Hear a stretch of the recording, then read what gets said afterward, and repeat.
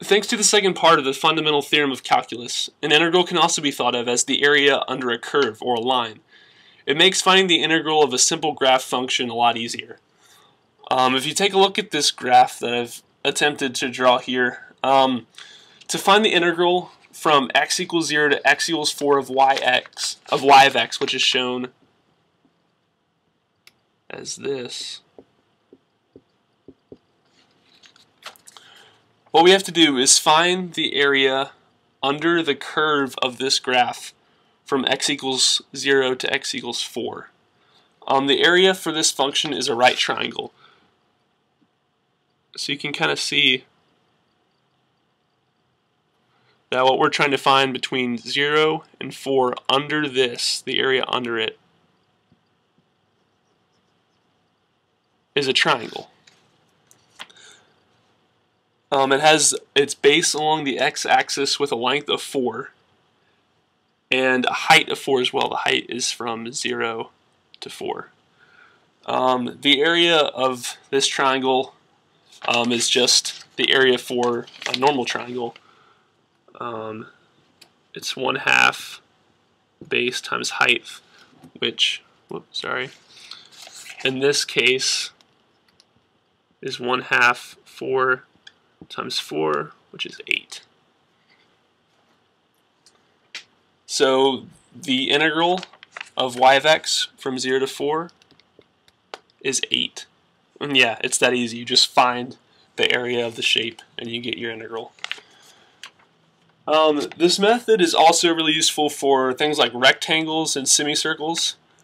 So if this was, let's say this graph changed at x equals 2. Let's say it went like that. Now you can see that we can split this up into a triangle and a rectangle. So if your graph is made up of two different shapes, like a triangle,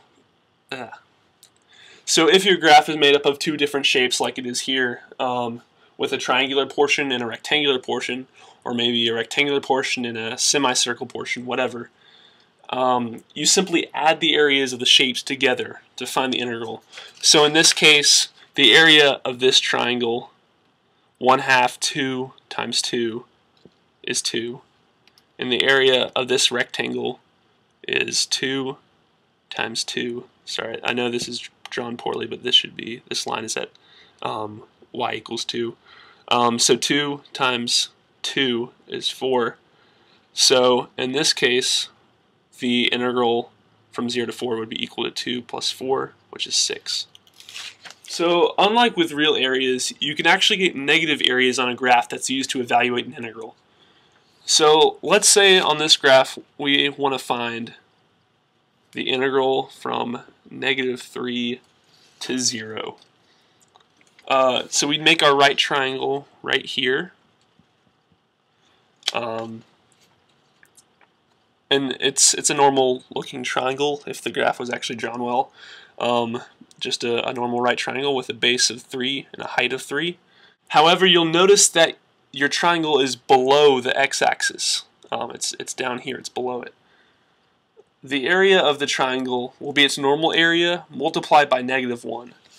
So in this case, the normal area would be 3 times 3, which is 9, times 1/2, which is 4.5. But because it's below the x-axis, because it has negative y values, it's going to be -4.5. Or -9/2 if you'd rather use a fraction. Remember, negative x values don't matter. What makes this area negative is because it's below the x-axis, because it has negative y values. So if this were like this,